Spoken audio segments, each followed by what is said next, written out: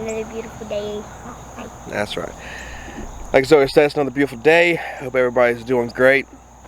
So I figured today we'll just do a simple video and do an update on what's going on around here on the homestead.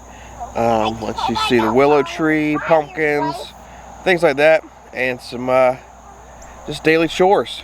So hope you enjoy and come along with us. Yeah, so here's some of our smaller ones. Oh no! Our two small ones right there. Another one! Sorry, another one. Cool. I want to hold a pumpkin. And then our big one is doing pretty good.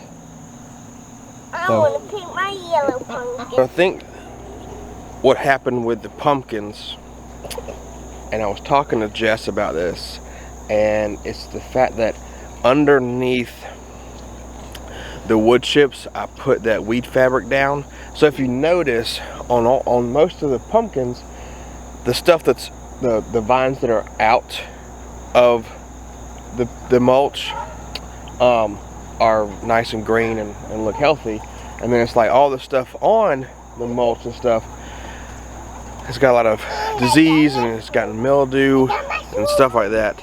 And so I think it had to do with the chips weren't breaking down like they could have, along with it just being a little bit too wet.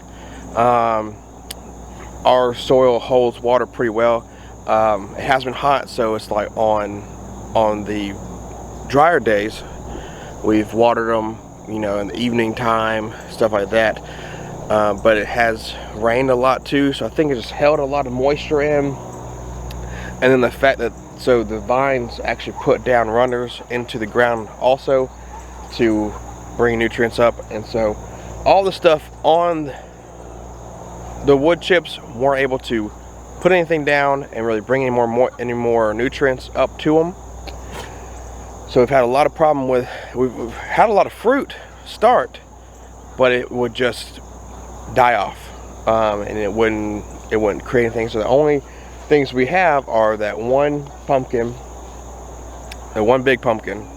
We had two, but these chickens, we let them out and they ate one of them when it was small. So we still got our one big one, which is good. We're watching it, trying to make sure it stays healthy. And then we got these two small ones, which is one of the other brands that we had. So it's not too upset. We still do got the pumpkins. That's great. So it's a learning experiment. Now we know that we can grow them out here, and we just try new things.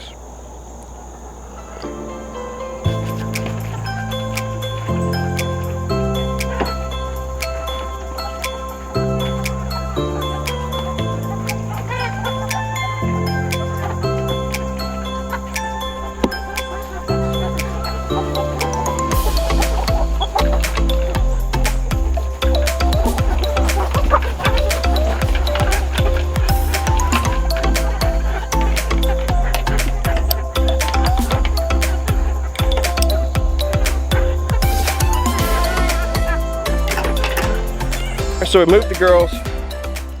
This thing's still working out pretty well.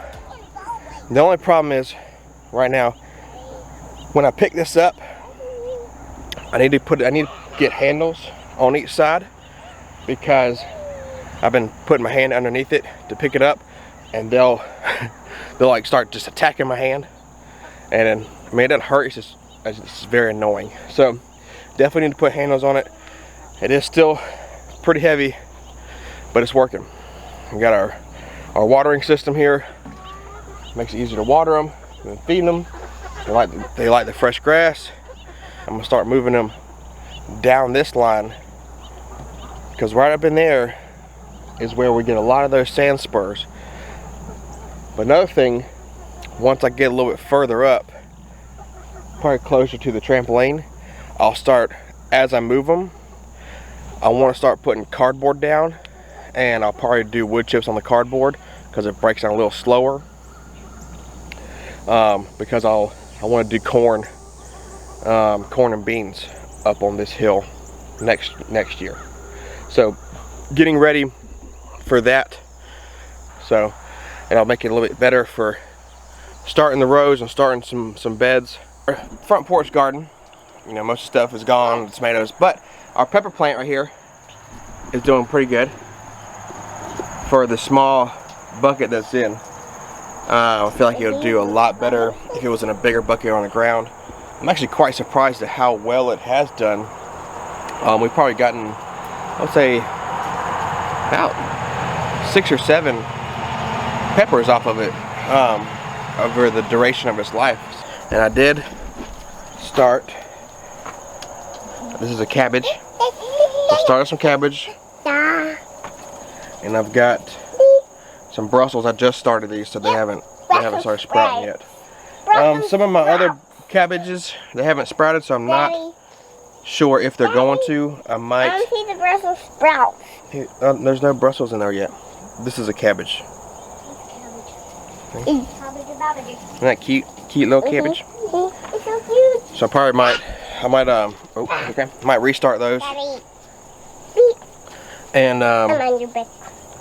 but I'm planning on I'm gonna be planting those in buckets, just because I don't have a good area set up for them yet, and I want to see how well they'll do in some 5-gallon buckets. I know a bunch of people who do it, so I don't see it being an issue as long as I just plant one per bucket. Quick, we'll show our little worm buddies right here. They're still kicking it. They're still doing their things. The eggs are still on them, or the cocoons or larvae, whatever you want to call them. They hadn't died yet, so still watching those. Zoe was just petting one. She was just petting one of the caterpillars, knocked a couple of the other things off, but yeah, so I'm still learning about how that all works. It looks like Drake found something to roll in, so it looks like we'll be giving him a bath today, right now, right? Yeah. Yeah. I don't know what to do. You don't smell. It smells like a wet dog. So, bath time. Pond. Bath time today. Bath time. Bath time. Bath time. I think he got in the pond. Did he go to the pond? I don't think he went to the pond. Gotta go cut my grandmother's grass up the hill, and then I think after I get finished cutting grass, we need to run in town and get some chicken feed.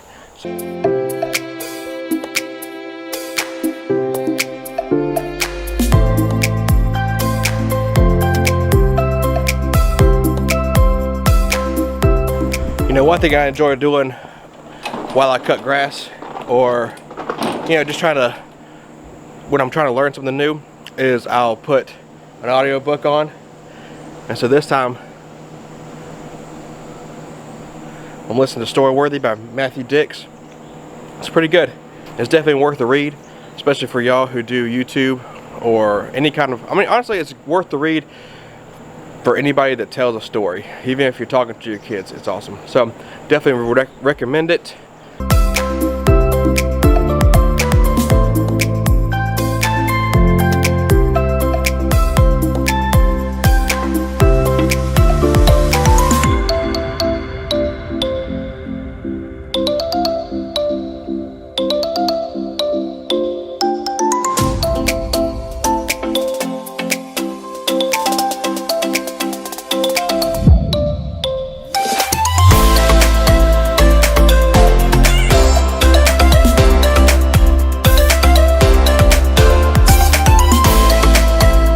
Alright, we finished cutting grass, and we went and got the chicken food. I also grabbed some goat food while I was at it. But while I was cutting grass, I was getting on the lawnmower.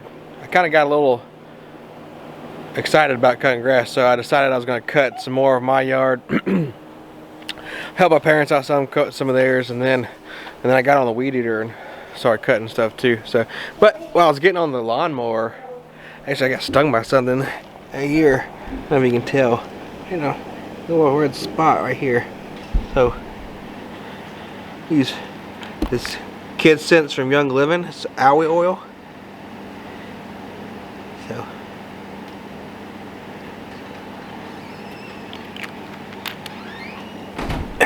Stuff seems to work pretty good. It's got all kinds of different stuff in it. Tea tree and citrus, stuff like that, clove. But it works great for ant bites and stings, things like that. So also did some weed eating after I cut some in the front of our yard, but I moved these fences off so I could get closer to some of the blueberry bushes and stuff. We got our elderberry right here.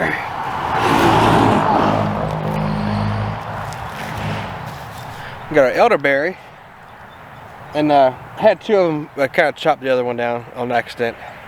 But also while I was, there's the blackberries down there, bro. Go see. And then we got our spider friends. Yeah, these guys. Our raspberry bush looks like it wants to start. We got our raspberries, oh, a bunch of them. So maybe the next week or so we'll have a good many raspberries. That'll be nice. And then I got our blueberry, our first blueberry bush over here, and I came across a snake, a little black snake. Wait, what? So it's neat to see the wildlife starting to come around with the more that we start to do stuff around here and kind of do it in a way that we like for some predators and things to come around. I do need to get some wood chips and put around all those bushes and stuff. That way I don't have to remove the wire again.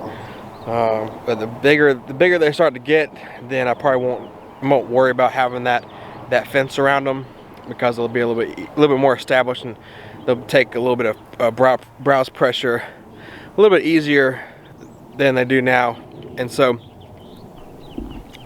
because I don't know if you remember in earlier videos, I had a deer eat my kiwi, and now the kiwi vine, I didn't realize it was a vine actually, so it vines, and it started vining up the fence, but then it also started vining up the fencing I had around it.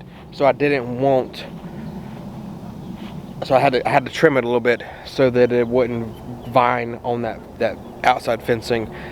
That way I didn't have just this big big round hoop of kiwi vines and have kiwis on the inside that I can't reach or something like that. So I want it to vine along the fence and establish, cover along the fence. So, well, let's get some, let's go get the wheelbarrow, and we'll take some wood chips down there to them. And they're hungry. They're hungry. Yeah, they're probably gonna come out when you do it. Yes, They'll go back in once you put the feed in. Babies. No.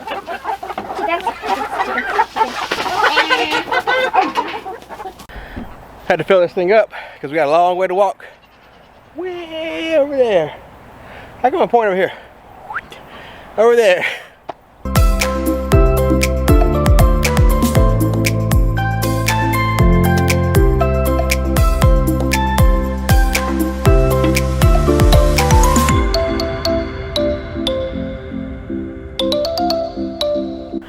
Alright, so I got most of them done, except for this one last one that I cut down accidentally.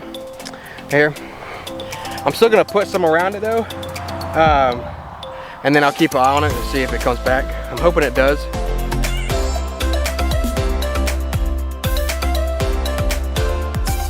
A couple things I haven't updated you on is the willow tree. So we did spray it, and I put the wood chips on the bottom. It seems to have worked. I'm seeing like dead aphids. I'm not seeing the ants. We still got good predators around, or like dragonflies, ladybugs. Seeing a couple ladybug larvae. Here's a, I think that's this, and then there we go. So seems to have done the job. Now we just hope that it didn't go too far and maybe she can kick back right here before it gets too cold. I mean, we still got a couple months of warm weather, so we'll keep an eye on her.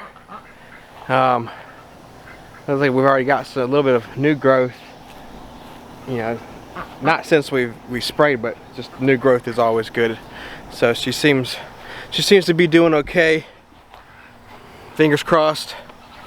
And then there's my wicking beds that I definitely didn't expect to take off like they did. With the amount of rain we've had, and in this wicking bed, this one is special. So you can see how big these marigolds got. And this is this is a strawberry that I pulled off of the one that was on the porch. A little sprig like this, pulled off of it and planted it. And you can see it is as healthy as can get. Those beds have done awesome. I'm very pleased with them. Those were the first beds that I made. And then here, if y'all don't remember that piece of sweet potato that Chastity had sitting in a cup with roots in it, this is it. Look at all that. Look at all this. Beautiful, beautiful. So I'm very interested to see when we dig that sweet potato up what it produced. All right, time for clean the stinky dog. Stinky dog. I got the grill going because we're about to cook about to grill some chicken. So while that's warming up and getting ready, we're gonna wash that stinky boy. That way he can get on the bed with us and cuddle. Get our cuddles. Snake. There's something wrong with my children.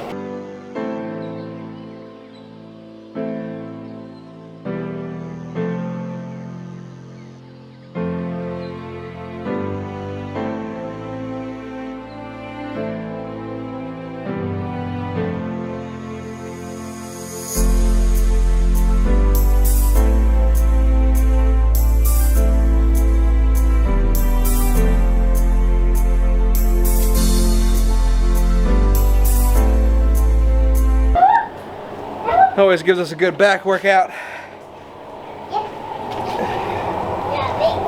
Drake's two favorite parts are getting dried off after a bath, and he also likes to be vacuumed. I know that sounds funny, but we have one of those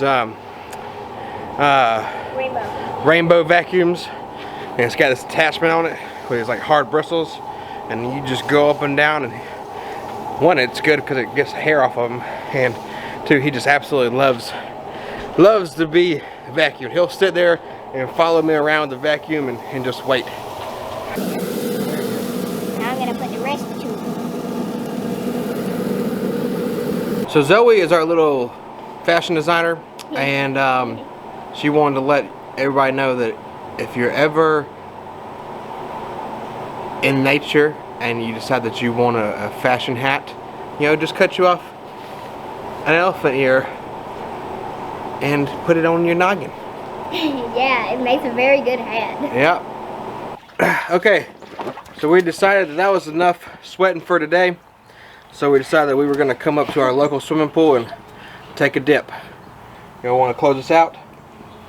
Yep. Thank you for hanging out with us today, and catch you in the next one. Bye.